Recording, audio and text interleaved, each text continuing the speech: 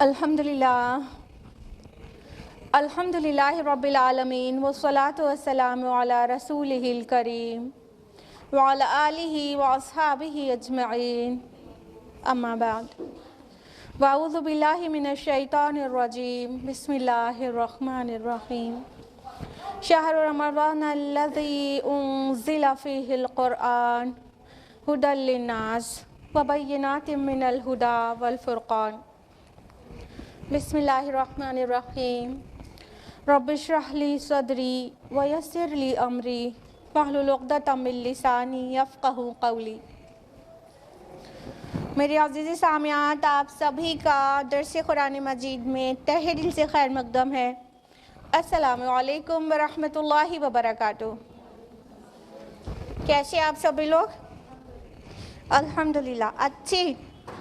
ہاں، آپ تو اچھے ہیں الحمدللہ۔ اللہ تعالیٰ آپ کو مزید اچھا رکھے، آپ کی حفاظت کرے، آپ کو کووڈ-19 سے اور اومیکرون نیو اسٹرین سے آپ کی اور آپ کی فیملی کی حفاظت کرے۔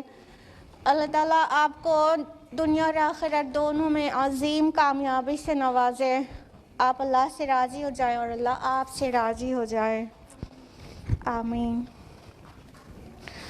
تو بڑے شوق سے یہ ساری دعائیں لینے کے بعد اسمائل کرتے ہوئے آپ لوگ اکٹھے ہوئے ہیں درس قرآن و سیرت و حدیث سننے کے لیے، رائٹ؟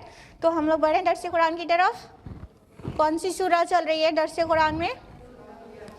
سورۃ الانبیاء۔ اور لاسٹ ویک ہم لوگوں نے کس آیت تک تفصیل سے جانا تھا؟ بتائیے۔ آیت نمبر 22، یس، آیت نمبر 22 تک ہم لوگ کمپلیٹ کر چکے ہیں تفصیلاً، اور اب ہم لوگ آیت نمبر 23 آنورڈس جانیں گے، لیکن اس سے پہلے کیا ہوتا ہے؟ ریویژن۔ تو ہم لوگ لیں گے لاسٹ ویک کا ریویژن۔ تو لاسٹ ویک ہم لوگوں نے آیت نمبر 16 آنورڈس کیا تھا، تو اب ہم لوگ دیکھ لیتے ہیں جلدی سے کہ ہم لوگوں نے اس سے پہلے تک کیا جانا ہے۔ آیت نمبر 16 میں اللہ تعالیٰ نے فرمایا کہ ہم نے زمین اور آسمان کو کھیل کے طور پر نہیں بنایا، اور ہم کھیلنے والے نہیں ہیں، ہم کو کھیلنا ہی ہوتا۔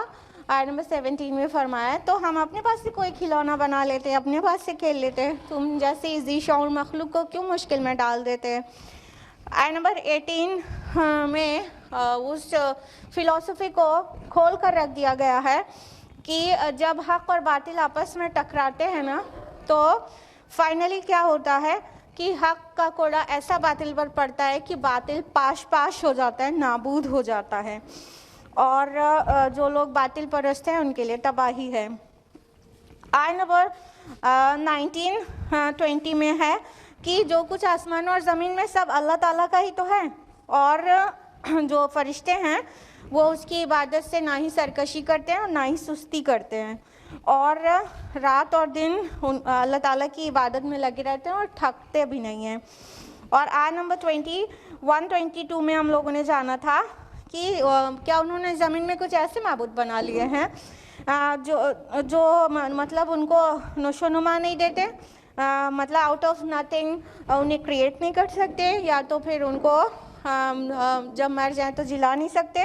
اور اگر ایسا ہوتا کہ اللہ کے علاوہ کوئی معبود ہوتے تو ایکچولی یہ ہوتا کہ پورا نظام زمین و آسمان کا درہم برہم ہو جاتا، اور اللہ تعالیٰ تو اس بات سے پاک ہے کہ اس کا کوئی شریک ہو، بے شک۔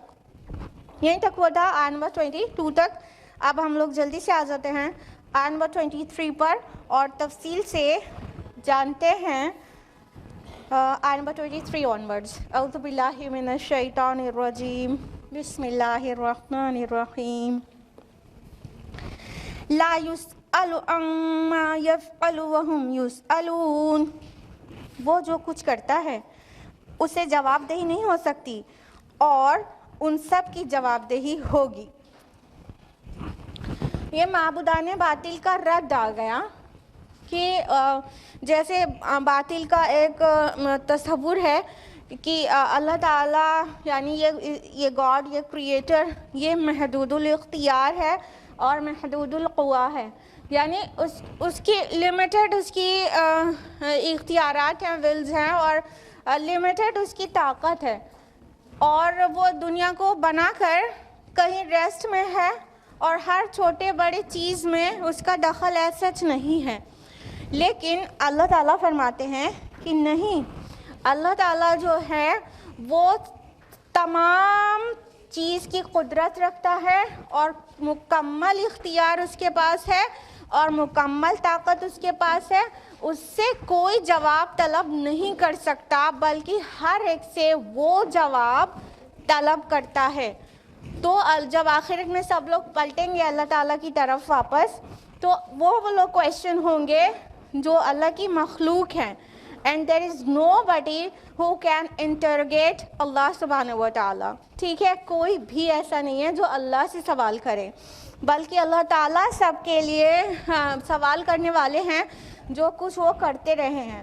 اور کسی عمل کا سوال کرنا یا اختیار کے بارے میں سوال کرنا، یہ اسی کے بس میں بھی تو ہے جس کو سب چیز کا علم ہو، اور اللہ تعالیٰ کے علاوہ پوری کائنات کا علم کسی کو بھی ہے نہیں. تو کوئی کیسے سوال کر سکتا ہے؟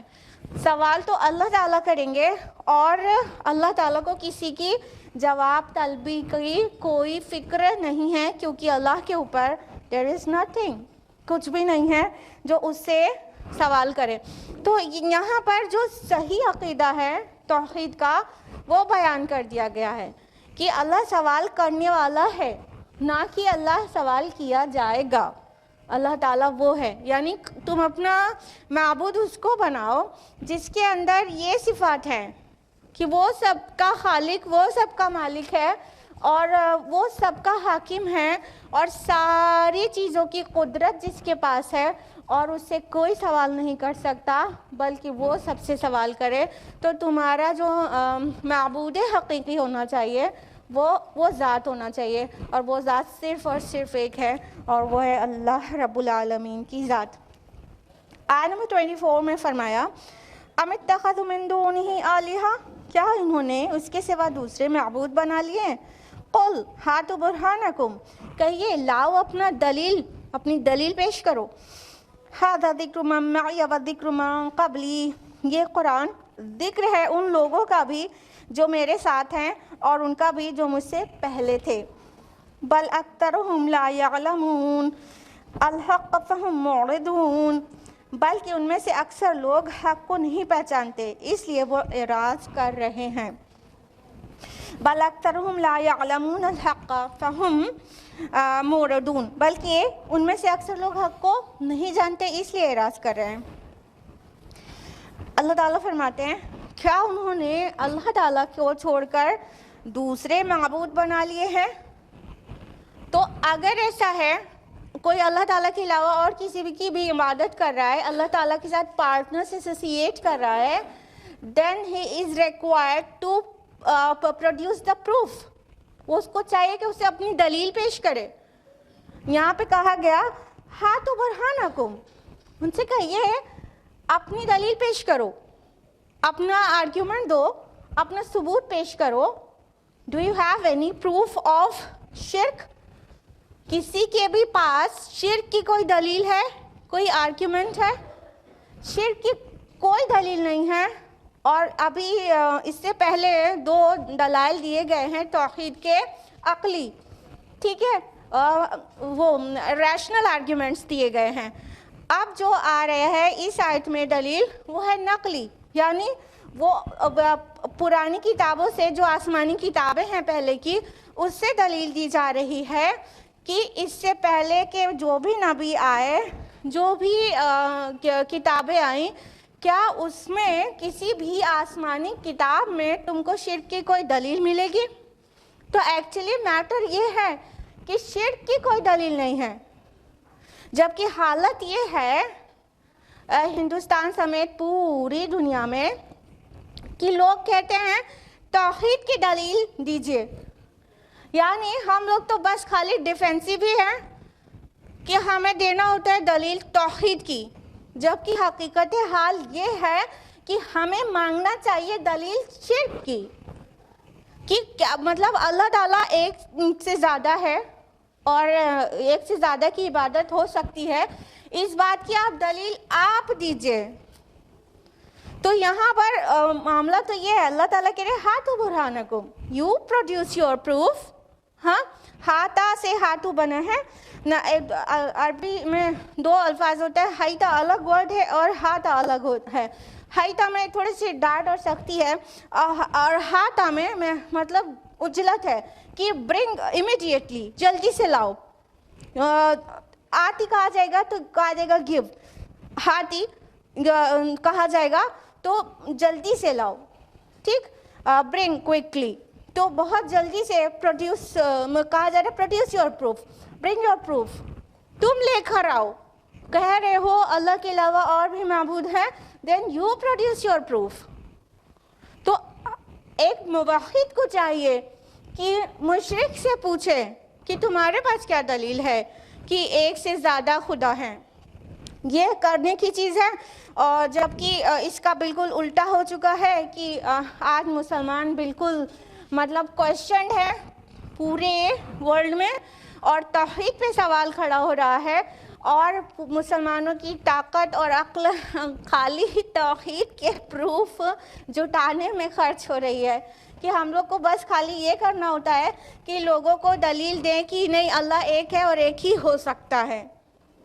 اور ہونے کی چیز کیا تھی کہ ہم مانگے یو پروڈیوس یور پروف, آپ دیجئے اپنی دلیل, آپ اپنی دلیل دیجئے کہ ایک سے زیادہ خدا کی عبادت ہونی چاہیے.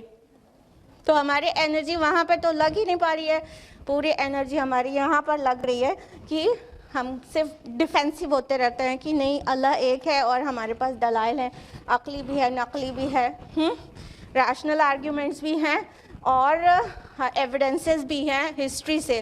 تو یہ اس طرح سے ہم لوگ ہیں, کیونکہ موحد کم ہیں, مشرک زیادہ ہیں, تو میجورٹی ہمیشہ ایسے ہی چڑھتی ہے کہ کہیں کہیں مطلب جو مائنورٹی ہوتی ہے وہ دبتی ہے. جبکہ اس سے پہلے ہم لوگوں نے جان لیا کہ جب حق باطل سے ٹکراتا ہے تو نقصان کس کا ہوتا ہے, مٹ کون جاتا ہے, حق مٹ جاتا ہے, باطل پاش ہو جاتا ہے. جو انداز آیا یہاں پر وہ ہے کہ اس کا بھیجا نکال کے رکھ دیتا ہے, مطلب وہ باطل سوچنے سمجھنے لائق نہیں بچنے والا ہے, اس بری طرح سے کریش ہوتا ہے.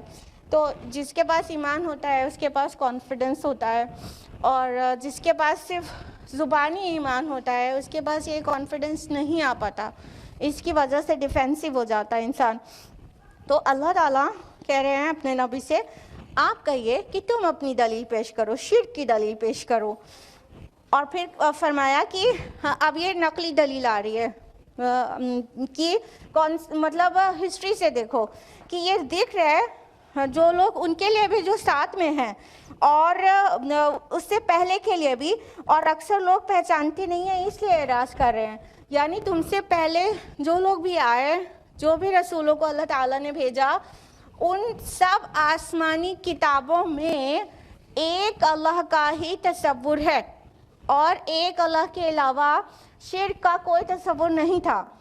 اور اگر آپ سوچ رہے ہوں گی کہ اب تو کوئی آسمانی کتاب پیور نہیں بچی ہے, اس میں تو ایڈلٹریشن ہو گیا ہے, تو اب ہم یہ کہنے کی پوزیشن میں ہی نہیں ہیں کہ produce your proof from your religious scripture اور فرام یور ریویلڈ بک. اب ہم یہ کہنے کی پوزیشن میں نہیں ہیں. اگر ایسا سوچ رہے ہیں تو ایسا صحیح نہیں ہے, کیونکہ الحمدللہ آج بھی وہ جو آسمانی کتابیں جو بدل چکی ہیں, جو بہت زیادہ ایڈلٹریشن جن میں ہو چکا ہے, ملاوٹیں, اس میں بھی توحید کے دلائل آج بھی موجود ہیں, اور شرک کی ایک دم صاف صاف دلیل بلکہ نہیں ہے, ایک دم صاف صاف. جیسے کرسچینٹی کا فنڈا ہے کہ مسیح علیہ السلام اللہ تعالیٰ کے بیٹے ہیں اور بیگوٹن سن ہیں, اور وہ مطلب سن آف گاڈ کا مطلب گاڈ. لیکن بائبل میں ایکچولی کوئی اتنا کلیئر سٹیٹمنٹ نہیں ہے جس میں مسیح علیہ السلام نے خود کہا ہو کہ وہ گاڈ ہیں, یا انہوں نے کہا ہو ورشپ می. ایک بھی ایک دم صاف صاف ایک دم کلیئر سٹیٹمنٹ ایسا بائبل میں نہیں ہے کہ Jesus ever claimed divinity. There is no any statement in the Bible new testament میں، ٹھیک ہے. بلکہ کئی اسٹیٹمنٹس ایسے ہیں جس سے پتہ چلتا ہے کہ مسیح علیہ السلام نے تو ایکچولی ایک اللہ کی دعوت دی ہے، ایک اللہ کی طرف بلایا ہے.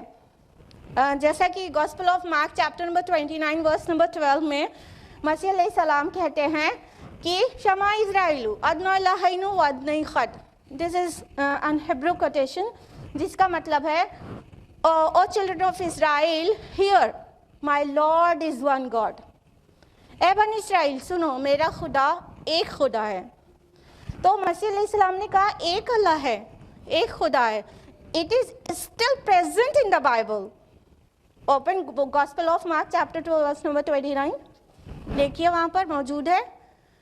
اور یہی سیم اسٹیٹمنٹ موسیٰ علیہ السلام نے بھی دیا ہے اور ڈیوٹرونومی میں ہے چیپٹر 6 ورس نمبر 4 میں کہ موسیٰ علیہ السلام نے کہا شما اسرائیل ادنا الہین و ادنی خد. Hear O children of Israel, my Lord is one God. سنو اے بنی اسرائیل، میرا مالک ایک خدا ہے. تو الحمدللہ توحید کے دلائل آج بھی وہ جو ایڈلٹریٹڈ ریویلڈ بکس ہیں اس میں بھی ہے، آج بھی موجود ہے الحمدللہ. اولڈ ٹیسٹمنٹ میں بھی ہے، نیو ٹیسٹمنٹ میں بھی ہے.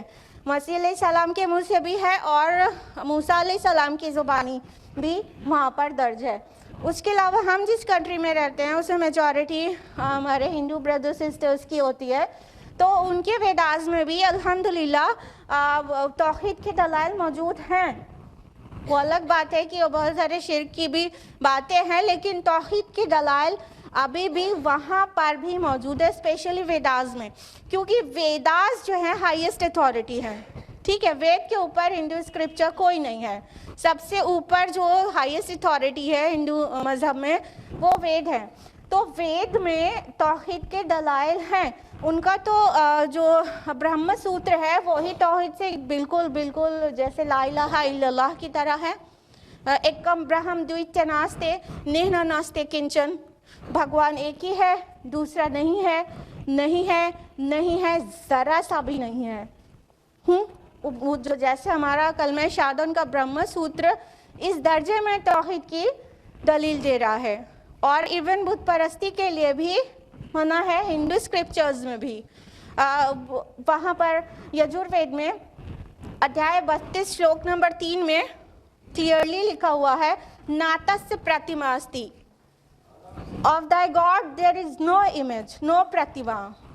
بھگوان کی کوئی پرتیما نہیں ہے، کوئی امیج نہیں ہے، کوئی اسٹیچو نہیں ہے، کوئی اسکلپچر نہیں ہے، کوئی پینٹنگ نہیں ہے، کوئی مورتی نہیں ہے. صاف ہے ابھی بھی. تو اللہ تعالیٰ کہہ رہے تمہارے پاس کوئی دلیل ہو شرک کی تو تم پیش کرو. کیا کبھی کوئی بھی آسمانی کتاب میں شرک سکھایا گیا ہے؟ ٹیچنگ کسی بھی پروفیٹ نے شرک کے بارے شرک کی تعلیم دی ہے؟ انہوں نے ہمیشہ توحید کی تعلیم دی ہے. دنیا میں جو بھی رسول آئے شریعت بھلی سے الگ الگ تھی. قتادہ تابعی رحمہ اللہ کا بیان ہے کہ شریعت رسولوں کی الگ تھی لیکن ایک بنیادی ٹیچنگ سب کی سیم تھی، اور وہ ہے کہ لا الہ الا اللہ. there is no worthy of worship except اللہ سبحانہ و تعالی. کوئی بھی عبادت کے لائق نہیں اللہ کے علاوہ.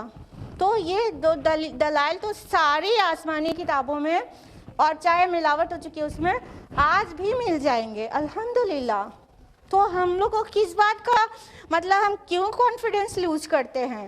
ہم کہہ سکتے ہیں مشرکین سے ہاتھو برہانکم، you produce your proof, give your proof کہ ایک سے زیادہ گاڈ کی ورشپ ٹھیک ہے، it's okay, you give your proof. لیکن وہ ہم سے توحید کی دلیل مانگتے رہتے ہیں اور ہم ڈیفینسو ہو کے اور انکانفیڈنٹ ہو کے کہتے رہتے نہیں وہ اللہ ایک ہے اور ایسے اور ویسے ہم ثابت کر سکتے ہیں کہ وہ ایک ہی ہے. تو بی کانفیڈنٹ، کیونکہ اللہ تعالیٰ نے کہا قل یو سے ہاتھو برہانکم، produce your proof if you are truthful. لیکن اکثر لوگ حق کو پہچانتے نہیں ہیں، اس لیے اعراض کر رہے ہیں. آیت نمبر 25 وَمَا أَرْسَلْنَا مِن قَبْلِكَ مِن رَسُولٍ إِلَّا نُوحِي إِلَيْهِ أَنَّهُ لَا إِلَٰهَ إِلَّا أَنَا فَاعْبُدُونِ. اور ہم نے آپ سے پہلے کوئی رسول نہیں بھیجا مگر اس کی طرف ہم نے یہی وحی کی کہ میرے سوا کوئی معبود نہیں ہے، پس میری ہی بندگی کرو۔ اللہ تعالیٰ نے واضح کر دیا کہ اس سے پہلے جو بھی رسول بھیجا ہم نے ان کی طرف وحی کے ذریعے یہی میسج بھیجا تھا، ان کے خود کے لیے بھی اور ان کے نیشن کے لیے بھی، ان کی امہ کے لیے بھی، کیا کہ اللہ کے علاوہ کوئی عبادت کے لائق نہیں ہے۔ یہ تو عقیدہ توحید ہو گیا، فاعبدون، پس اسی کی عبادت کرو، یہ عمل توحید ہو گیا۔ ٹھیک ہے، یہ تو عقیدہ ہے نا کہ اللہ کے علاوہ کوئی عبادت کے لائق نہیں ہے، there is none worthy of worship besides Allah، یہ عقیدہ ہے۔ ٹھیک، فاعبدون، then worship him، ٹھیک ہے، you all should worship one and only اللہ سبحانہ و تعالیٰ نا، یہ عمل توحید ہے۔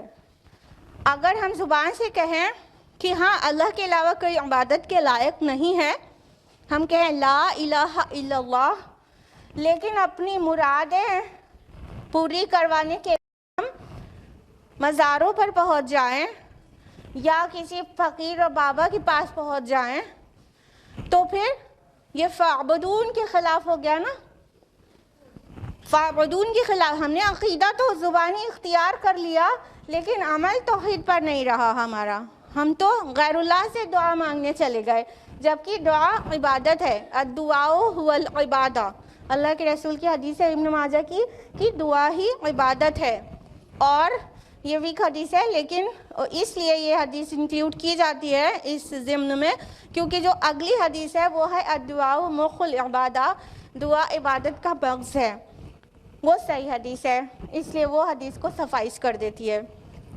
تو دعا بھی عبادت ہے، تو اگر ہم دعا کسی اور سے مانگ رہے ہیں یا قربانی کسی اور کی رضا کے لیے کر رہے ہیں، قربانی بھی عبادت ہے، تو بھی شرک ہو رہا ہے۔ اگر ہم یہ سوچتے ہیں کہ ہم فلاں بابا کو راضی کرنے کے لیے ایک جانور ذبح کر دیں تو ہمارے گھر میں جو مصیبت ہے وہ دور ہو جائے گی، تو یہ بھی شرک ہے۔ فاعبدون، بس تم اسی کی عبادت کرو، اسی کے لیے قربانی کرو، اسی کے لیے نظر و نیاز کرو اور اسی کے آگے رکوع سجود کرو۔ افسوس کی بات ہے کہ مطلب یہ تو مطلب اور بھی چیزیں ہیں رکوع سجود کے علاوہ جس میں شرک ہو رہا ہے، لیکن افسوس سوشل میڈیا میں دیکھ پائے، کبھی ایسے سامنے سے نہیں دیکھا ہے، لوگ ایسے ایسے بابا ہوتے ہیں جن کے قدموں پہ لوگ سجدہ کر رہے ہوتے ہیں۔ I have seen, believe me، آپ نے بھی دیکھا ہی ہوگا۔ تو سوشل میڈیا کے ذریعے بہت ساری پرابلمس ایشوز بھی ہیں، لیکن اس سے کچھ نہ کچھ اویئرنیس بہت بڑھ گئی ہے لوگوں میں۔ تو ایسے تو کبھی نہیں دیکھا کہ کوئی اتنا سرکش ہوگا، مطلب مسلمان کی اس میں چولے میں ہوگا اور اپنی قدموں پہ سجدہ کروا لے گا۔ یہ unbelievable لگتا ہے، but I have seen several times there are many babas, fake babas، جو اپنی قدموں پہ سجدہ کروا لیتے ہیں، یعنی ان کے جو مریدین ہوتے ہیں وہ آ کر اب ان کے قدم میں سجدہ کر رہے ہوتے ہیں، ان کی فیملی، اور ایک دم چھوٹا بچہ جس کو بالکل عقل بھی نہیں ہے اس کا سر بھی اٹھا کے اسی قدم پہ رکھ دیتے ہیں۔ تو یہ تو فاعبدون کے خلاف ہو گیا نا، یہ تو سجدہ ہی کر دیا غیر اللہ کو، اب کیا کہیے، اب کہاں توحید بچی، اس کے تو جنازہ نکل گیا توحید کا، اگر سجدہ بھی کروا دیا غیر اللہ کو، کر دیا خود بھی۔ تو اللہ تعالیٰ کہہ رہے ہیں خالی عقیدہ اختیار نہیں کرو، لا الہ الا اللہ خالی کہنا نہیں ہے، بلکہ فاعبدون، پس اسی کی عبادت بھی کرو۔ جانتے ہو اگر یہ بات اس کو اپنا ایمان اور عقیدہ سمجھتے ہو تو یہ کیسا قولی ایمان ہے تمہارا؟ کیسے کسی اور کے سامنے سجدہ ہو رہا ہے یا نظر و نیاز ہو رہی ہے یا قربانی ہو رہی ہے، غیر اللہ کی قسمیں کھائی جا رہی ہیں، یہ سب شرک کے ٹائپس ہیں، یا نفس کو معبود بنا لیا گیا ہے، کچھ بھی نفس میں آیا ہاتھ جوڑ کر کھڑے ہو گئے، کرنا ہی کرنا ہے، میوزک نہیں چھوڑ سکتے، میوزک سننا ہے، دل چاہ رہا ہے گانا سننے کا تو لگا لیا۔ رات میں کہیں سے میوزک کی آواز آ رہی تھی تو ہم ہسبینڈ سے کہہ رہے تھے کہ مطلب کون اتنا بے خوف اور باغی ہے کہ وہ ابھی حرام کام کر کے سوئے گا، صبح اٹھے گا بھی کہ نہیں، اسے پتا ہے کہ رات میں سب سے آخری کام اللہ کا ذکر ہونا چاہیے، میوزک سن کے سونے جا رہا ہے کوئی؟ تو یہ ہے نفس کی عبادت. اگر نفس میں صحیح غلط اچھا برا کچھ بھی ابھرا ہم کو پورا کرنا ہی کرنا ہے. اور آج 21st سینچری کے بچے کہتے ہیں رے 21st سینچری کے ہیں اتنا تو کریں گے، اتنا تو چلے گا. اسلام اس چیز کا نام نہیں ہے اتنا تو چلے گا اور اتنا تو چلے گا. ٹیک اٹ آل اور تھرو اٹ آل. یا ایھا الذین آمنوا ادخلوا فی السلم کافہ.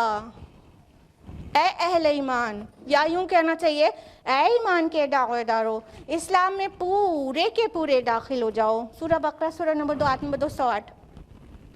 ایسے تھوڑی اتنا بھی چلے گا اتنا بھی چلے گا. تو کبھی اچھی چیز کی بھی تو خواہش ہوگی، وہ جائز بھی ہوگی اور ہو سکتا ہے ریکمینڈڈ ہو سکتا ہے اچھی بھی ہو نیکی بھی ہو، تو وہ تو کر ہی رہے ہیں. لیکن نفس میں جب بری چیز کی خواہش ہو رہی ہے تو وہ بھی کر رہے ہیں اور پھر کہہ رہے اتنا تو چلے گا. تو اتنا اتنا نہیں چلے گا.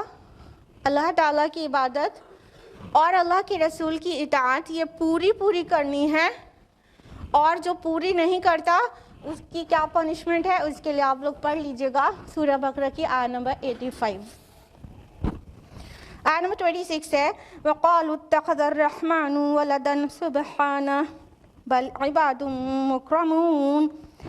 اور انہوں نے کہا کہ رحمان نے کسی کو اپنا بیٹا بنا لیا ہے، وہ پاک ہے اس سے، بلکہ وہ اس کے مکرم بندے ہیں. کس کی بات ہو رہی ہے؟ عیسیٰ علیہ السلام بھی آپ زیوم کر سکتے ہیں، لیکن پیچھے سے لے کے آگے تک کا جو تسلسل ہے اس میں محسوس ایسا ہوتا ہے کہ یہ فرشتوں کی بات ہو رہی ہے. عیسیٰ علیہ السلام بھی مان سکتے ہیں، لیکن مشرکین مکہ فرشتوں کو بھی اللہ تعالیٰ کے اولاد جانتے تھے نا، تو فرشتوں کی بھی بات ہو رہی ہو ایسا ہو سکتا ہے. ٹھیک ہے، تو ابھی فرشتہ مان کے چلتے ہیں کہ فرشتوں کی بات ہو رہی ہے. تو اللہ تعالیٰ نے کہا نہیں، وہ اللہ کے مکرم بندے ہیں. اللہ تعالیٰ نے بیٹے بیٹیاں نہیں بنایا ہے، وہ اللہ تعالیٰ کے بہت بزرگ بندے ہیں، باعزت بندے ہیں اللہ تعالیٰ کے. اور وہ اللہ تعالیٰ کے بیٹے اور اولاد نہیں ہیں. اور اللہ تعالیٰ کے پوری طرح سے اوبیڈینٹ ہے. آگے آئے گا کہ کس طرح سے وہ اوبے کرتے ہیں اللہ تعالیٰ کو. اور اگر یہ نصارہ کی بات ہو رہی ہے تو انہوں نے کہا مسیح علیہ السلام اللہ کے بیٹے ہیں، نعوذ باللہ. تو مسیح علیہ السلام بھی اللہ تعالیٰ کے مکرم بندے ہیں، ان کے بیٹے نہیں ہیں. He never claimed divinity. انہوں نے کبھی نہیں کہا میں خدا ہوں یا میری عبادت کرو.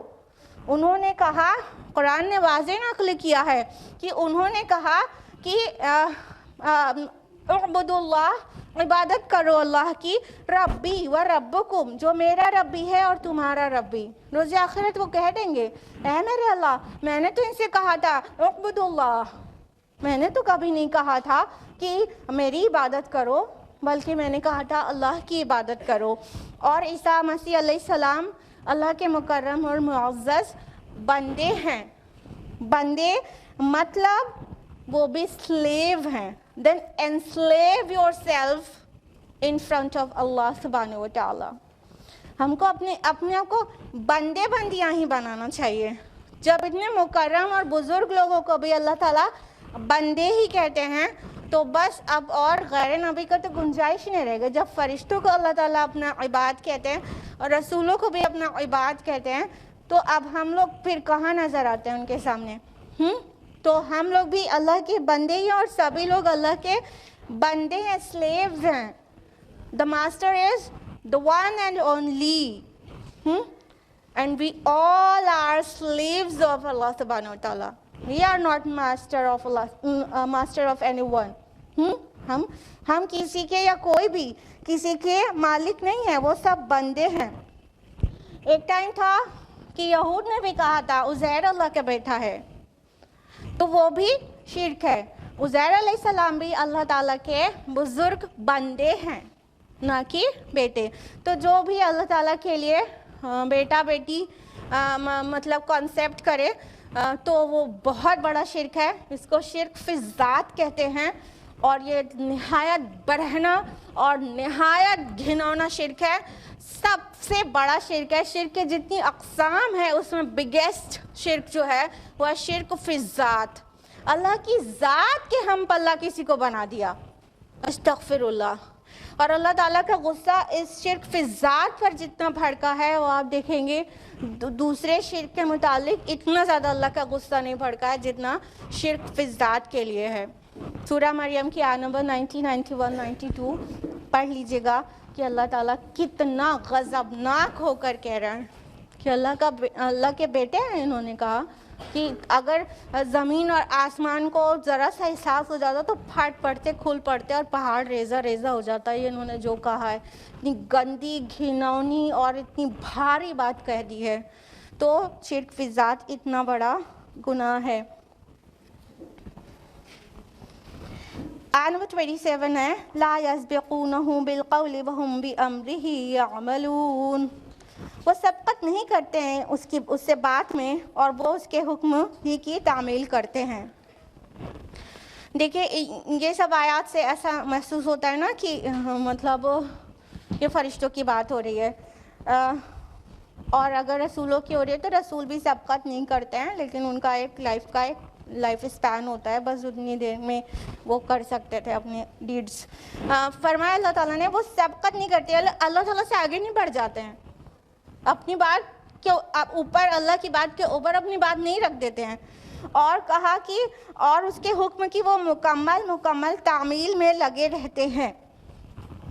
یہاں پر ایک یہود اور نصارہ کے بھی عقیدے کا رد ہے۔ انہوں نے فرشتوں کو دو کیٹیگریز میں ڈیوائڈ کر دیا ہے، ایک فرما بردار فرشتے اور ایک نافرمان فرشتے، اور انہوں نے فرشتوں سے بغض کیا ہے اور فرشتوں کو ایسی ویسی باتیں کہی ہیں اور کہا ہے کہ مطلب جبریل سے تو ہماری دشمنی ہے۔ تو اس طرح کی جو بات ہے، جو مطلب اس کا بھی رد آ گیا کہ فرشتے کوئی نافرمان ہوتے ہی نہیں ہیں، وہ مطلب اللہ تعالیٰ کے بات کے آگے نہ بڑھتے ہیں اور نہ ہی نافرمانی کرتے ہیں۔ نافرمان فرشتے کیٹیگری جو بنائی گئی ہے وہ تھرو آؤٹ غلط ہے، وہ بالکل جھوٹی بکواس بات ہے۔ نافرمان فرشتے جیسی کوئی مخلوق نہیں ہوتی۔ جتنے بھی فرشتے ہیں وہ پورے کے پورے اللہ تعالیٰ کے فرما بردار ہیں، اور فرشتوں کی صحیح امیج کو قرآن مجید نے واضح کیا ہے۔ یعنی اس کے پہلے یہود اور نصارہ نے مطلب فرشتوں کو بھی نہیں چھوڑا اپنی اپنی خواہش نفس میں، کیونکہ وہ جو عقیدہ لے کر چل رہے ہیں اس میں اگر کہیں کانفلکٹ آ رہا ہے تو انہوں نے کہتے ہیں جبریل سے ہی غلطی ہو گئی ہے، معاذ اللہ ثم معاذ اللہ۔ وہ تو بنی اسرائیل کے پاس جانا تھا، بنی اسماعیل کے پاس پہنچ گئے تو ان سے بغض ہو گیا جبریل سے، تو اللہ تعالیٰ نے انہیں فرشتوں سے جو بھی عداوت رکھے گا اللہ تعالیٰ اس کا دشمن ہے، ایسے بولا ہے۔ تو یہ اس بات کا بھی رد ہے کہ کوئی سوال ہی پیدا نہیں ہوتا کہ فرشتے اللہ کی نافرمانی کریں، وہ تو مکمل فرما بردار ہیں اللہ کے۔ آگے فرمایا یعلم ما بین ایدیہم وما خلفہم، وہ جانتا ہے جو کچھ ان کے سامنے ہے اور جو کچھ ان کے پیچھے ہے۔ فلا یشفعون الا لمن ارتضی وہم من خشیتہ مشفقون، اور وہ شفاعت نہیں کریں گے سوائے اس کے جس کے لیے وہ راضی ہوگا، اور وہ تو خود اس کے خوف سے لرزاں اور ترساں رہتے ہیں۔ اللہ تعالیٰ نے فرمایا کہ وہ تو جانتا ہے جو ان کے آگے اور جو پیچھے ہے۔ آیت الکرسی میں بھی تو آپ لوگ پڑھتے رہتے نا یعلم ما بین ایدیہم وما خلفہم، یہ آگے اور پیچھے کا مطلب کیا ہوتا ہے؟ سب کچھ جاننا، ٹھیک ہے؟ آگے فیوچر ہوتا ہے، پیچھے پاسٹ ہوتا ہے، پاسٹ سے لے کے فیوچر تک آگے ایسی چیز دکھ رہی ہوتی ہے، پیچھے کی نہیں دکھ رہی ہوتی ہے، تو انویزیبل کچھ ہے ہی نہیں، آگے پیچھے سب کچھ اللہ تعالیٰ جاننے والا ہے۔ اور بتائے کہ وہ شفاعت نہیں کریں گے، لیکن اللہ کی مرضی جس کے لیے ہوگی اس کے لیے ہی شفاعت کا حق حاصل ہوگا۔ فرمایا کہ دیکھیے دو چیز بہت مس انڈرسٹوڈ ہے. ایک تو توحید کا عقیدہ جو بگڑا اوروں کی ورشپ کر کے، وہ جو توحید فی ذات ابھی بتایا پچھلی آیت میں، اور ایک شفاعت کا عقیدہ بھی بہت زیادہ مس انڈرسٹوڈ رہا ہے ہمیشہ. اس کی وجہ سے دیکھیے کتنا انسان راہ راست سے کتنا ڈیویٹ ہو سکتا ہے. نصارہ کو دیکھ لیجئے، ان کے ہاں جو شفاعت کا عقیدہ ہے، یعنی جو سلویشن ہے، وہ تبھی ہوگی جب کروسیفکشن پہ بلیو کیا جائے. ٹھیک ہے، کہ مسیح علیہ السلام معاذ اللہ کروسیفائی ہوئے تھے، پھر ان کا ریزریکشن ہوا تھا، اور پھر ان کی ڈیتھ ہوئی تھی. تو جب تک اس عقیدے پہ بلیو نہیں کرے، کوئی بھی کرسچن کی نجات نہیں ہو سکتی. یہ سالویشن کا فنڈا ہے. اور یہ مسیح علیہ السلام کو کروسیفائی کیوں ہوئے، وہ اس کا ریزن بتاتے ہیں کہ وہ ہم سب کے گناہوں کا کفارہ بن گئے. ٹھیک ہے، تو یہ جب تک یہ ان کا یہ فنڈا یہ بلیو نہیں کرے گا تو سیلویشن نہیں ہو سکتا. یہ کرسچینٹی نہیں، ایکچولی پالینٹی ہے. یہ پال کا سارا کھیل تھا جو اس نے کیا ہے. تو دیکھیے شفاعت کا فنڈا کلیئر نہ ہونے کی وجہ سے ایک دم شرک کی طرف چلا گیا. آج یہی کام امت محمد صلی اللہ علیہ وسلم نے بھی شیطان نے نکال دیا. کیونکہ فتح مکہ کے بعد شیطان بت پرستی سے اس شہر میں کبھی بھی بتوں کو پوجا جائے گا اس بات سے تو مایوس ہو گیا تھا. اب اسے شرک کے دوسرے ڈورز اوپن کرنے تھے. شیطان جیسا کہ آپ لوگ نے ابھی اس مہینے کے لیکچر میں جانا، ہم سے اور آپ سے زیادہ سمارٹ ہے نا. وہ اگر ایک چیز بہت واضح ہو جائے کسی کو تو پھر اسی راستے سے پھر تھوڑی بہکاتا ہے، پھر وہ نئی چیز لے کر آتا ہے. اور شرک کے لیے بھی ہر ٹائم میں اس نے نیا کھیل دکھایا ہے. تو شفاعت کا فنڈا بھی امت محمد صلی اللہ علیہ وسلم کے درمیان اس طرح سے لا دیا گیا، شیطانی چال اور پھر نفس کی کمزوری مل کے حال یہ ہو گیا کہ اب مسلمان بھی تکیہ کیے بیٹھے ہیں کہ کوئی بات نہیں، ابھی دنیا میں جیسے جینا ہے جی لو، پھر رسول اللہ صلی اللہ علیہ وسلم کی شفاعت مل جائے گی، یا رسول کی شفاعت نہیں ملی تو یہ پیر اور یہ فقیر اور یہ بابا اور یہ بینر کو فالو کر لو، ان کے نیچے سب جنت میں نکل جائیں گے. کیونکہ اپنے جو پیر دستگیر ہیں نا، وہ تو ہاتھ لگا کے بیٹھ جائیں گے، اور جب تک اپنے مریدین کو بخشوا نہیں لیں گے، جب تک خود جنت میں نہیں جائیں گے. اور معاذ اللہ مطلب سوچنے اور کانسیپٹ کا انداز یہ ہوتا ہے کہ جیسے اللہ تعالیٰ مجبور ہو جائیں گے ان کے مریدین کو بخشنے کے لیے، تو اس لیے ان کے بینر تلے آ جاؤ، ان کے چھتر چھایا میں آ جاؤ تو بخش دیے جاؤ گے. تو اب کیا ہو رہا ہے، گناہ کے راستے سائیڈ میں جو چور دروازے وہ سب کھلے رکھے ہیں. رشوت لینے کی عادت ہے، لیتے رہو، نو ایشوز. پیر صاحب کو 5,000 روپے پہنچا دینا، 5 لاکھ کی رشوت لے لو، 5,000 پیر صاحب کو پہنچا دو، شفاعت تو کروا دیں گے نا، فنش. اب رشوت لیتے رہو، اب سود لیتے رہو، اب زناکاری کرتے رہو. یہ تو جیسے غیر مذہب کے فنڈ ہے ویسا ہو گیا. وہ دوسرے مذاہب میں بھی ایکچولی نہیں ہے، وہ بھی اس میں لایا گیا ہے. اور یہاں اسلام میں بھی مسلمانوں کے درمیان بھی آ گیا. اسلام میں تو بالکل ہی نہیں کہنا چاہیے. اسلام کا توحید کا کانسیپٹ ایک دم کلیئر ہے، اور قرآن مجید بالکل پیورسٹ فارم میں جیسا ریویل ہوا تھا آج تک موجود ہے. وہ اتنا کھول کے واضح کر دیا گیا بالکل کہ شفاعت جب تک اللہ تعالیٰ جس کے لیے چاہتا ہے اس کی، اور جس سے کروانا چاہتا ہے دونوں کی اجازت نہیں دیتا، تب تک شفاعت نہیں ہوگی. لیکن ہم نے تو مطلب اپنے نفس کی پیروی کرنے کے لیے ایک شفیع ڈھونڈ لیا، بس اس کو مناتے رہو اور پھر جو جی چاہے کرتے رہو. ایسے تو پوری دنیا میں برائی کتنی عام ہو جائے گی، اور ہو ہی گئی ہے ایسا سوچنے والوں کی. ساری چیزیں کرتے ہیں، ایون نماز تک نہیں پڑھتے. 5 وقت فرض نہیں آپ ادا کریں اور اس کے بعد آپ امید کریں کہ آپ کی شفاعت ہو جائے. یہ تو انجسٹس آخرت میں بھی کروانے لگے آپ معاذ اللہ. یہی تو ہوا، جو نیک بندے ہوں گے وہ روز آخرت کریں گے. اللہ پاک ہم لوگ نے تو اپنی نفس پہ اتنا کنٹرول کیا then we get Jannah. اور یہ لوگ نے تو کچھ کیا نہیں, سب کچھ تو ساری حرکتیں تو دنیا میں کرتے رہے, لیکن وہ پیر صاحب کے مطلب بینر تلے آ گئے تھے تو بس اسی لیے بخش دیے گئے. سبحان اللہ.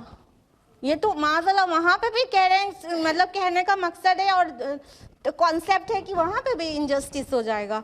نہیں, اللہ تعالیٰ انجسٹ نہیں ہے. ہم ہر بات میں ریشنل ہو جاتے ہیں, لاجک اور ریزن ڈھونڈتے ہیں, اور یہ سب عقیدے, باطل عقیدے اگر ہمیں خاندان سے مل جاتے ہیں تو پورا کا پورا یوں ہی ایکسیپٹ کر لیتے ہیں. یہ ہماری سمجھداری تو نہ ہوئی, یہ تو ہمیں پڑھے لکھے ہونے کا ثبوت نہیں دے رہے. ہر چیز میں اپنی عقل لگاتے ہیں, اور اسلام کے نام پر, دین کے نام پر گھر سے جو ٹوٹا پھوٹا پھٹا چیرا مل گیا اسی کو قبول کر لیتے ہیں اور وہی صحیح ہو جاتا ہے. اس کا مطلب کہیں نہ کہیں ہم بھی آسانی چاہتے ہیں کہ کچھ کرنا کرانا نہیں پڑے, جو چل رہا ہے بس اسی کو پکڑ کے آگے بڑھ لو. تو جیسے اللہ تعالیٰ نے ہم لوگ کو اپنی عقل دی ہے, اپنے لباس کے لیے ہم بہت زیادہ کاشیس رہتے ہیں, فگر کے لیے رہتے ہیں, اسکن کے لیے رہتے ہیں, اور کس کے لیے رہتے ہیں, گہنوں کے لیے. اسی طرح دین کو بھی چھان پھٹک کر دیکھیں کہ وہ قرآن سے عین مطابق ہے کہ نہیں ہے. کنسیلیٹ کر رہا ہے ہمارے باپ دادا کا دین قرآن سے کہ کانفلکٹ کر رہا ہے. ہم خود سے دیکھیں, اپنی آنکھوں سے اپنی عقل لگائیں. صرف ہم مٹیریل تھنگس کے لیے اتنے ریشنل نہ ہوا کریں, بلکہ دین کے لیے بھی لاجیکل تھنکنگ اختیار کریں.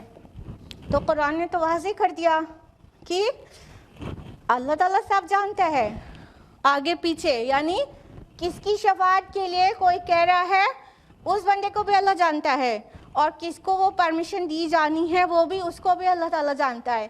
کوئی غلط شفاعت کر ہی نہیں سکتا. یہ دنیا کی عدالت نہیں ہے جو آ کے کوئی کہنے لگے کہ جج صاحب آپ کو نہیں معلوم, میں جانتا ہوں اس کو, یہ بہت بھلا بندہ ہے, بس یہ غلطی اس سے ایسے اور ایسے حالات میں ہو گئی. کوئی اللہ تعالیٰ کے سامنے یہ بول سکتا ہے اللہ پاک آپ نہیں جانتے, میرا مرید ہے, میں جانتا ہوں, معاذ اللہ؟ کوئی بول سکتا ہے؟ واضح کر دیا گیا کہ اللہ تعالیٰ جو آگے ہے جو پیچھے سب جانتا ہے. باطل شفاعت ہو جائے تو پھر اللہ کی جسٹس پر ہی سوال کھڑا کر رہے ہیں آپ کہیں نہ کہیں. تو فرمایا کہ جن کو اپنی شفاعت کرنے والا جان رہے ہیں ان کی حالت یہ ہے کہ اللہ تعالیٰ کے ڈر سے وہ لرزاں اور ترساں رہتے ہیں. وہ خود ہی ڈرتے رہتے ہیں, وہ کانپتے رہتے ہیں. اور بہت جگہ اس کا پورا پکچرائز کر کے قرآن مجید نے منشن کیا ہے کہ مطلب کہیں کہیں پر اس طرح سے آیا ہے نا کہ مطلب وہ کہیں گے اپنے پیر کو جن کی امید تھی ان کو جلدی سے ان کو پہچان کے کہیں گے کہ ہمارا کچھ بھلا کروائی, ہم تو آپ ہی کے انتظار میں تھے. تو کہیں گے نکل جاؤ یہاں سے, ہم تم کو پہچانتے بھی نہیں ہیں. ہم نے کب کہا تھا کہ تم میری عبادت کرنا یا ہم سے امیدیں وابستہ کرنا؟ میری ٹیچنگز تو بہت واضح تھیں کہ ہم نے حق کی طرف بلایا تھا لوگوں کو, نکل جو, دور ہو جاؤ میری نظروں کے سامنے سے, ہم تم کو پہچانتے بھی نہیں ہیں. تو سب کے طوطے اڑ جائیں گے, پھر اس وقت پچھتانا پڑ جائے گا, بہت دیر ہو جائے گی. اس لیے بہتر یہی ہے کہ ہم قرآن کی طرف پلٹیں, قرآن کو اپنی عقل سے دیکھیں, پڑھیں, سمجھیں, غور کریں, اور پھر اپنے عقیدے, اپنے ایمان, اپنے اعمال کو اس سے میچ کریں. کنسیلیٹ کر رہے ہیں کہ نہیں کر رہے ہیں؟ نہیں کر رہے ہیں تو باپ دادا کا جو دین تھا اس کو خیر بات کہہ دیں اور قرآنی عقیدے پہ آ جائیں واپس. آگے فرمایا آیت نمبر 29 میں فَمَن يَقْتُلْ مِنْهُمْ إِنِّي لَهُ مِنْ دُونِهِ فَذَلِكَ نَجْزِيهِ جَهَنَّمَ, اور جو کوئی بھی بالفرض محال ان میں سے ایسا کہے کہ میں الہ ہوں اللہ کے سوا, تو اسے ہم بدلہ دیں گے جہنم کا. كَذَلِكَ نَجْزِي الظَّالِمِينَ, اسی طرح ہم بدلہ دیتے ہیں ظالموں کو. یہاں پر فرمایا کہ وَمَن يَقُلْ مِنْهُمْ, قل سے پتہ چل رہا ہے کہ یہ مجزوم ہے, یہ ہائپوتھیٹیکل اسپیچ ہے. یہ نہیں کہا گیا کہ اور جو کوئی ایسا کرتا ہے, نہیں کہا گیا اگر کوئی بالفرض محال ایسا کرے, یعنی تو اللہ کے نیک بندے نا, whether they are angels or prophets, اور اولیاء اللہ، فرینڈز آف اللہ نا، یہ سب کے سب اللہ کے بیلوڈ بندے ہیں. تو اگر یہ لوگ ایسا کرتے نہیں ہیں، ہائپوتھیٹیکل اسپیچ ہے کہ اگر بالفرض محال دے آر کمٹنگ سو، تو اللہ تعالیٰ ان کو جہنم میں ڈال دے گا. اللہ تعالیٰ شرماتا نہیں ہے اپنے موسٹ بیلوڈ بندے کے بارے میں بھی یہ کہنے سے کہ اگر اس نے اپنے ہاتھ سے لکھ لیا ہوتا تو ہم اس کا داہنا ہاتھ پکڑ لیتے اور اس کی شہرت کاٹ دیتے اور تم میں سے کوئی اس کی ہیلپ کرنے والا نہ ہوتا. یہ پوری نون ورلڈ میں جو موسٹ بیلوڈ پرسن ہے سید المرسلین خاتم النبیین محمد عربی صلی اللہ علیہ وسلم، ان کے بارے میں بھی اللہ تعالیٰ نے ایسے کہہ دیا. یہ بھی ہائپوتھیٹیکل ہے کہ لوگ کہہ رہے تھے کہ اپنے ہاتھ سے لکھ کر لائے ہیں اور اپنی شان بگاڑتے رہتے ہیں، تو اللہ تعالیٰ نے کہا اگر یہ ایسا کرتے تو ہم ایسا کر دیتے. یہاں پر بھی کہا وہ چاہے فرشتے ہوں، چاہے رسول ہو، چاہے اولیاء اللہ ہوں، ان میں سے کسی نے بھی شرک کیا ہوتا تو ہم انہیں جہنم میں ڈال دیتے، اور ظالموں کا یہی بدلہ ہوتا ہے. تو شرک جو بھی کرے گا اللہ تعالیٰ اس کو معاف نہیں کریں گے. اس کا مطلب یہ نہیں ہے کہ توبہ کرنے سے بھی معاف نہیں کریں گے. ڈائریکٹ انسان چاہے گا کہ آخرت میں کہے اللہ پاک ہم سے بھول ہو گئی، ہم بہک گئے تھے، ہمارے خاندان میں ایسا ہوتا تھا تو ہم نے سوچا صحیح ہوگا، یا جو بھی ہم آرگیومنٹ دیں گے اس دن کہیں گے at the day of judgement کہ اللہ تعالیٰ پلیز فارگیو می. تو اللہ تعالیٰ کا اعلان ہے سورہ نساء میں، سورہ نمبر 4 آیت نمبر 48 اور آیت نمبر 160 دو بار ریپیٹ ہوئی ہے آیت کہ اللہ تعالیٰ شرک کو کبھی معاف نہیں کرے گا، اس کے علاوہ جو گناہ جس کے چاہے گا معاف کرے گا. تو اور کوئی گناہ ہو گیا ہے آن دا ڈے آف ججمنٹ اللہ تعالیٰ چاہے گا تو معاف کر دے گا، لیکن اگر شرک کیا اور حالت شرک میں موت آ گئی تو اللہ معاف نہیں کرے گا. یعنی direct on the day of judgement انسان سوچ رہا ہے کہ وہاں پہ ہم کہیں گے کہ اللہ پاک ہم بہک گئے تھے، یا ہم کوئی بھی آرگیومنٹ دے کے بچنا چاہے گا، اس دن ڈائریکٹ معافی نہیں ہوگی. ہاں یہ الگ بات ہے کہ زندگی میں احساس ہو جائے کہ ارے ہمارے جو خاندان کا عقیدہ ہے وہ تو شرک ہے، ارے ہمارے جو چلتا چلا آ رہا ہے وہ تو شرک ہے، تو ابھی ہمیں یہ چھوڑنا ہے. پھر وہ ایک دم سنسیئر ریپینٹنس کرے، بہت سچی توبہ، توبۃ النصوح، تو بالکل اللہ تعالیٰ معاف کرنے کے لیے تیار ہے. یعنی حالت شرک میں موت نہیں آئی، دنیا میں ہی توبہ کر کے اپنے عقیدے کو درست کر لیا، اپنے اعمال کی اصلاح کر لیا، تو اللہ تعالیٰ غفور اور رحیم ہے. لیکن حالت شرک میں موت آ جائے تو بڑی پرابلم کی بات ہے، پھر جہنمی اس کا ٹھکانہ ہے. پلیز ہم لوگ صرف ایسے نہ سنیں، امید کرتے ہیں کہ یہاں پر بیٹھے سبھی لوگ کا عقیدہ درست ہوگا انشاءاللہ، لیکن کم از کم ہمارے سراؤنڈنگ میں ہمارے ریلیٹیوز ہوتے ہیں، ہمارے نیبرز ہوتے ہیں، اور سوسائٹی میں اور لوگ بھی ہوتے ہیں جن کو ہم کسی نہ کسی وجہ سے جانتے ہیں، ان میں یہ سب دیکھتے ہیں ہم لوگ، لیکن زبان نہیں کھولتے ہیں. This is not fair at all. This is not the question answer session. You want to ask something? الحمدللہ میری امی عقیدہ صحیح نہیں تھا، لیکن اللہ ہم نے بہت دعا کی اللہ سے ان کے لیے، لیکن وہ بالکل چینج ہو گئی الحمدللہ. الحمدللہ. دعا کرنے کے ساتھ ساتھ کوشش بھی، اللہ مبارک کرے، اللہ ایمان پر زندہ رکھے، ایمان پر خاتمہ ہو. پلیز کوشش بھی کریں. دعا کرنا تو سائملٹینیسلی چاہیے، لیکن کوشش بھی کریں، یعنی سمجھانے کی کوشش کریں، چاہے وہ مطلب نہیں گھر کے لوگ ہوں، چاہے رشتہ دار ہوں، اور چاہے کوئی اور ہو متعلقین. سوچئے کہ اگر ہمارا کوئی بھی نہیں ہے، کوئی اننون انسان ہے اور وہ ایسے جا رہا ہے اور سامنے گڑھا ہے، وہ اندھا ہے، اور ہم یہاں بیٹھ کر دیکھ رہے ہیں اور وہ جان رہے کہ وہ تو اندھا ہے، وہ جائے گا آگے تو گڑھے میں گر جائے گا، تو ہماری انسانیت یہ قبول کرے گی کہ ہم وہیں بیٹھے رہ جائیں، اس کو جا کے نہ پکڑ لیں؟ ہماری انسانیت یہ بات قبول کرے گی؟ ہم دوڑیں گے نا اسے بچانے کے لیے. تو بتائیے ہماری ایک کس ٹائپ کی انسانیت ہے جو ہم لوگ دیکھتے ہیں کہ کافی لوگ باطل عقیدے پر ہیں، کافی لوگ شرک پر ہیں، اور ہم دیکھتے رہتے ہیں اور پھر سوچتے ہیں کہ کون چھیڑے، ابھی آرگیومنٹ کریں گے، ابھی یہ کہیں گے، وہ کون چھیڑے. مطلب کہنے کا مطلب یہ کہ آپ ان کو جہنم میں گرتا ہوا اس کی کگار پہ پہنچتا ہوا دیکھ رہے ہیں، پھر بھی نہیں آپ مان رہے. ہمارے بہت کلوز ریلیٹیوز ہوتے ہیں، ہم لوگ اپنی زبانیں نہیں کھولتے. ہاں یہ کیسی بات ہے، یہ کیسی انسانیت ہے. اسی لیے مطلب یہ بات ہے کہ وہ انسان مومن نہیں ہے، اور یہ ہم اپنی زبان سے اتنی بڑی بات تو کہہ ہی نہیں سکتے.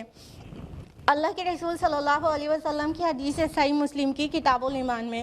یہ حدیث آپ لوگ نے جو پہلی والی ہے پیج نمبر 138 میں، وہ آپ نے کئی بار سن رکھی ہے. اس کی اگلی حدیث بتانا مقصود ہے. جو حدیث ہے من رأى منکم منکرا فلیغیرہ بیدہ، تم میں سے کسی کا بھی گزر منکر سے ہو، برائی سے ہو، تو مٹا دے وہ اپنے ہاتھ سے، مطلب طاقت سے.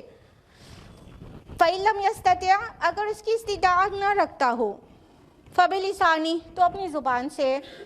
فَإِن لَمْ يَسْتَطِعْ، اگر اس کی بھی استطاعت نہ رکھتا ہو، فَبِقَلْبِهِ، تو اپنے دل سے. ذَلِكَ أَضْعَفُ الْإِيمَانِ، اگر ایسا کرے گا دل میں خالی برا جانے گا تو وہ ایمان کا کمزور ترین درجہ ہے. دس از دا لویسٹ لیول آف ایمان. ٹھیک ہے. اور کنڈیشنز ہیں، کنڈیشن کو فراموش مت کریے. کہیں سے گزرے اور سوچا کہ رشتہ داروں کے غلط کام ہوتے ہوئے دیکھ رہے ہیں، سوچا کہ ہمیں دل میں تو برا لگ رہا ہے، بس ایمان سلامت ہے. کنڈیشنز ہیں، جہاں پہ وہ دونوں چیز چل ہی نہیں سکتی وہاں پہ دل پہ برا لگنے میں جائز ہے کہ ایمان ہے. مین مقصد یہ حدیث بتانا نہیں تھا. صحیح مسلم جلد نمبر 1 صفحہ نمبر 144 پہ ایک حدیث ہے. یہ الفاظ ہیں، یہ تینوں باتیں. پھر آگے اللہ کے نبی صلی اللہ علیہ وسلم فرماتے ہیں کہ مطلب ہر نبی کے کچھ حواری ہوتے ہیں، اور جو نبی کو جو کرتا ہوا دیکھتے ہیں وہ کرتے ہیں، اور جو نہیں کرتا ہوا دیکھتے وہ نہیں کرتے. بعد میں ایسے ناخلف پیدا ہوتے ہیں سارے رسولوں کی ملت میں، بعد میں ایسے ناخلف پیدا ہوتے ہیں جو نبی کو نہیں کرتا وہ دیکھا وہ کرتے ہیں، اور جو کیا نبی نے وہ نہیں کرتے ہیں. پھر اس کے بعد جو بات کہی ہے اس سے ہماری اور آپ کی راتوں کی نیندیں اڑنی چاہیے. اللہ کے رسول نے اس کے بعد فرمایا جو ان کے ساتھ طاقت سے جہاد کرے وہ مومن ہے، جو ان کے ساتھ زبان سے اسٹرگل کرے وہ مومن ہے، اور جو ان کے ساتھ دل سے اسٹرگل کرے وہ مومن ہے. اس کے بعد رائی کے دانے برابر بھی ایمان دل میں باقی نہیں ہے. What does it mean؟ اگر اب یہ کون لوگ ہیں جن کی ہم لوگ بات کر رہے تھے نا، باطل عقیدے پہ ڈیویٹیڈ، خلاف سنت چیزیں کرنا اور رسول کی سنت کے مطابق صحیح عقیدے پہ نہیں کرنا، انہی کی بات کر رہے تھے. یہ حدیث انہی کے بارے میں بات کر رہی ہے کہ بعد میں ہر نبی کے مطلب پیروکاروں میں ایسے لوگ آتے ہیں جو نبی نے کبھی نہیں کیا اور ان کے ساتھیوں نے وہ کرتے ہیں، اور جو کیا وہ نہیں کرتے ہیں. ہم لوگ شب و روز یہ اس بات کے وٹنس ہو رہے ہیں کہ نہیں، ہمارے گرد و پیش میں یہ جتنی بھی خرافاتیں ہوتی ہیں ہر ایک فیسٹیول کے نام پر، وہ سب کیا صحابہ نے کیا ہے. ہاں، اور نبی جب ربیع الاول آتا ہے تو اس میں جس ٹائپ کی محبتیں ہم دکھاتے ہیں اپنے نبی سے، کیا ہمارے صحابہ نے اس ٹائپ کی محبتیں کی ہیں؟ ساری خرافاتیں. اور پھر یہ شفاعت کا باطل فنڈا، کیا اس طرح سے تکیہ کیے بیٹھے رہتے تھے صحابہ؟ نہیں.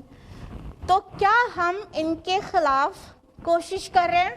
نہیں کہا جا رہا جہاد کا مطلب مارنا دہانا تو ہوتا نہیں نا. کیا ہم ان کے خلاف طاقت سے کوشش کر رہے ہیں؟ طاقت والی پوزیشن نہیں ہے. کیا ہم ان کے خلاف زبان سے کوشش کر رہے ہیں؟ اپنے رشتہ داروں اور پڑوسیوں کی بات کریے، زبان لیول پہ تو ہم ہیں نا ان کے ساتھ. گھر میں مرد بھی ہوتے ہیں، وہ تو طاقت سے اپنے گھر کی عورت کو منع کر سکتے ہیں، مگر عجیب ٹائپ کے مرد ہوتے ہیں. ہاں، بیوی کہتے ہیں شادی بیاہ کے موقع پر گھر سے باہر نکل جاتے ہیں جب خرافات ہو، ارے عورتوں کا کام ہے کرنے دو. ارے کیوں کرنے دو؟ طاقت سے منع کرو. آپ تو وہاں پوزیشن میں ہو، ہیڈ آف دا فیملی ہو، کیسے مرد ہو آپ؟ اگر عورتیں بگڑی ہیں تو ایسے ہی مردوں کی وجہ سے بگڑی ہیں. وہ اپنے کنٹرول میں کیوں نہیں رکھتے عورتوں کو؟ آپ لوگوں کو بری لگ رہی ہے بات؟ آپ سوچ رہی ہوں گے چلو اچھا ہے ہسبینڈ بیٹھے نہیں ہیں، یہ کیا کہے جا رہی ہیں. سچ میں مردوں کا فرض ہے کہ طاقت سے روکیں عورتوں کو. اب ہم لوگ عورتیں ہیں، اگر ہم اپنے رشتہ دار کو طاقت سے نہیں روک پا رہے ہیں غلط عقیدے سے، تو زبان سے تو روک سکتے ہیں نا. ہاں، زبان سے بھی نہیں روکتے، دل میں بھی برا نہیں لگتا، جو کر رہے ہیں کرنے دو، چھوڑ دیتے ہیں. ایسے کے لیے ہم نہیں کہہ رہے میری کیا بساط ہم اتنی بڑی بات کہیں. اللہ کے نبی نے فرمایا، ہم نے آپ کو ریفرنس دیا لائبریری سے، ابھی صحیح مسلم اٹھائیے اور کھول کر دیکھ لیجئے، اس میں لکھا ہے کہ پھر اس کے بعد رائے کے دانے برابر ایمان دل میں باقی نہیں ہے. تو اگر ہم اپنے گھروں میں ایسے پیر پسار کر سو رہے ہیں آرام سے نرم نرم بستر میں، اور ہمیں کوئی فکر نہیں ہے شرک ہونے کی، عقیدے کی خرابی کی، اپنے رشتہ داروں پڑوسیوں اور سوسائٹی میں تمام لوگوں کی، تو اس کا کیا مطلب ہے وہ ہم نے بتا دیا. اللہ توفیق دے کہ ہم اور آپ کھڑے ہو جائیں اور اپنے رب کی بڑائی بیان کریں، اور جتنے باطل عقیدہ اور باطل چیزیں ہیں اس کے خلاف ہم اپنی حد استطاعت اپنی زندگی کو کھپا دیں. یہ ایمان کا تقاضا ہے. اگر دل میں ایمان ہے تو اپنے پاک رب کے ساتھ شرک ہوتا ہوا دیکھیں اور بے چینی نہ ہو، اور آرام سے شاپنگ کریں، آرام سے سوئیں، آرام سے جئیں. یہ کیسے ہو سکتا ہے؟ کیسے ہو سکتا ہے؟ اللہ تعالیٰ سے محبت کا تقاضا ہے کہ ہم امر بالمعروف نہی عن المنکر کا کام کریں، اور نبی کی سنت پر عمل کرنے کا تقاضا ہے کہ ساری زندگی پروفٹ ہوڈ کے بعد جب ظہور نبوت ہوا تو 23 سال آپ صلی اللہ علیہ وسلم حیات میں رہے. ان 23 سالوں میں کوئی دن ایسا نہیں ہوا جس دن آپ اس کام سے غافل رہے ہوں. اور اتنا ہی نہیں، تاکید کیا جاتے جاتے ہمارے پیارے نبی نے وصیت کے انداز میں خطبہ حجۃ الوداع میں کہ فَلْيُبَلِّغِ الشَّاهِدُ الْغَائِبُ، اب جو لوگ یہاں موجود ہیں پہنچائیں ان کو جو یہاں موجود نہیں ہیں. صحابہ نے نہیں پہنچایا ہوتا تو آج ہمارے پاس دین کتنا ہوتا. قرآن کا حفاظت کا ذمہ اللہ نے لیا تھا نا. قرآن سے آپ خالی ہم کو بتا دیجئے کہ وہ زکوٰۃ کتنی دینی ہے، آپ کو کہاں سے پتہ چل جائے گا. نماز 1 رکعت میں سجدے 2 ہیں کہ 6 ہیں، آپ صرف قرآن سے بتا دیجئے کیسے پتہ چلے گا. ہمیں حدیث اٹھانی پڑتی ہے. صحابہ تابعین اور سارے جو کڑیوں نے اتنی محنتیں نہیں کی ہوتی پہنچانے میں، تو آج ہمارے پاس یہ نہ سیاستہ ہوتا اور نہ ہی ہمارا دین اور شریعت مسلم ہوتا. ان لوگوں نے تو پوری طرح سے اس کام کو کیا. وہ تو اپنے نبی کے فرما بردار تھے، اور ہم خالی دعوے دار ہیں. ہرے حب رسول کے دعوے کرتے ہیں، عمل کچھ نہیں کرتے ہیں. وہ صحابہ اور تابعین اور تبع تابعین کا احسان مانیے کہ پورا دین ہمارے پاس موجود ہے الحمدللہ. یعنی قرآن کی شرح میں چاہیے رہتی نا، قرآن کا ذمہ تو الحمدللہ اللہ تعالیٰ نے لیا ہے کہ یہ سیف رہے گا قیامت تک. لیکن اس کو سمجھنے کے لیے ہمیں جتنی کتابیں اٹھانی پڑتی ہیں وہ سب ہمارے اسلاف کی محنتیں ہیں، اور ہم ایسے ہی پیر پسارے سو رہے ہیں. ہم جو کڑی جو پیچھے سے آ رہی تھی اس کو بریک کر رہے ہیں. ہم اپنے آگے والوں کو کیا دینے جا رہے ہیں؟ کیا پلان ہے؟ ہمارے بعد جو لوگ آئیں گے ان کو ہمیں کیا دینا ہے؟ یہی کہ وہ گالیاں دیں. یہ جنریشن اپنی پچھلے جنریشن کو گالیاں دے رہی ہے کہ ہمارے ابا لوگ کی جو جنریشن تھی ان لوگوں نے تباہ کر دیا، یہ خالی مادہ پرستی کرتے تھے. آج یہ لوگ صحیح ہوئے ہوتے تو ہم لوگ بچپن سے صحیح ہوتے. آج کے جو یوتھس پلٹ رہے ہیں اللہ کی طرف، وہ اپنے باپ اور دادا یہ 2-3 جنریشن کو مطلب وہ ان کو برا بھلا کہہ رہے ہیں کہ یہ لوگوں نے ایسی آرام پرستی کی ہے کہ پوری ملت ایک دم بکھر کر رہ گئی ہے. تو ہم بھی اپنے اگلوں کو یہی دینا چاہتے ہیں کیا؟ وہ ہمیں بری طرح سے یاد کریں کہ ہمارا ذکر خیر کریں، تو اپنا کنٹریبیوشن دیں.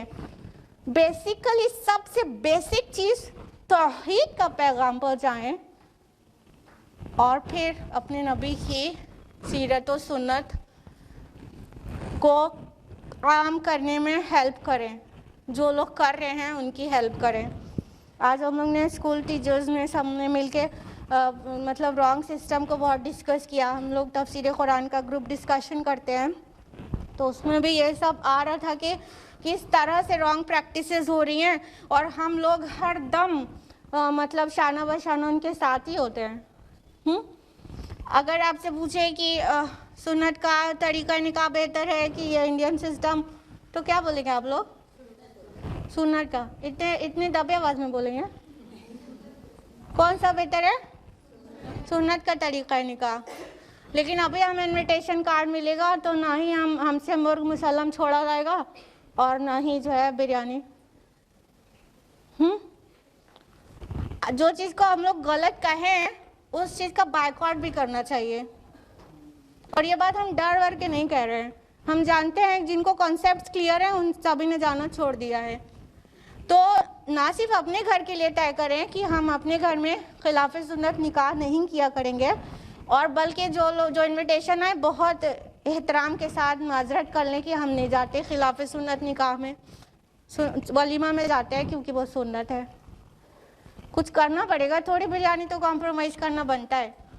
हाँ, घर में बना के खा लें उस दिन। तो हम लोग चाहते हैं अच्छी अच्छी चीज़ें करना, बट हम लोग कंसिस्टेंट नहीं रहते हैं। हम लोग फॉर्मली अपने जो मोटिव्स हैं उस पर मतलब डटे नहीं रहते हैं, डगमगाते रहते हैं, और छोटी छोटी चीज़ें हमें मतलब डगमगा देती हैं। हम जानते हैं जो लोग सेल्फ डिपेंडेंट नहीं हैं उनको थोड़ी मुश्किल होगी, लेकिन एटलीस्ट जो लोग सेल्फ डिपेंडेंट है, माशाल्लाह कुछ एजिड लेडीज़ भी बैठी हैं यहाँ पर, तो वो लोग तो अपना स्टैंड ले सकती हैं ना कि नहीं जाना मुझे, मेरे रसूल की सुन्नत के ख़िलाफ़ काम हो और मैं शाना बशाना वहाँ पे खुद भी शामिल रहूँ, ऐसा नहीं हो सकता। तो थोड़ा बोल्ड स्टेप्स लेना होगा और जो मकासद हैं उस पर फॉर्मली डिटरमिन होना होगा, तब कुछ होगा। हमारी दावत इस्लाह कमज़ोर इसीलिए हो जाती है कि हम लोग जो कहते हैं वो करते नहीं हैं, गलत को गलत कहते हैं लेकिन गलत कमिट करते हैं और गलत के साथ होते हैं। तो इस वजह से हमारी ज़ुबान में ही ना तासीर रहती है, ना हम इतने शौक़ और कॉन्फिडेंस से कर पाते हैं। तो जो बात को गलत कहें इसका बायकॉट भी करें, और जो हक़ है उसके साथ डटे रहें, चाहे फिर पूरी सोसाइटी बायकॉट कर दे आपका। अगर अल्लाह साथ है और पूरा माशरा मुखालिफ है तब भी आपको कोई डर नहीं, खालिक़े कायनात आपके साथ है। लेकिन अगर अल्लाह नाराज़ हो जाए और पूरा माशरा मिल के आपके साथ हो और अल्लाह की मर्ज़ी ना हो आपको महफूज रखने की, तो पूरा माशरा मिल के आपको बचा नहीं सकता। अल्लाह को राज़ी करने वाले काम के लिए इरादा करके तहैया करके उठें, और बातिल को खुसूसन शिर्क, उमूमन खिलाफ सुन्नत चीज़ें, उसको बायकॉट करने का इरादा करें। मदद करने वाला अल्लाह ताला को अपने साथ पाएंगे इंशाअल्लाह। आज के लिए इतना ही। अल्लाह ताला कहने सुनने से ज़्यादा अमल की तौफीक दे। अल्लाह पाक कुरान मजीद पढ़ने, समझने, गौर फ़िक्र करने, गौताज़नी करने और मुकम्मल अमल करने की तौफीक अता फ़रमाए, आमीन। वाखिर दावाना अल्हम्दुलिल्लाहि रब्बिल आलमीन। वस्सलामु अलैकुम व रहमतुल्लाहि व बरकातुहू।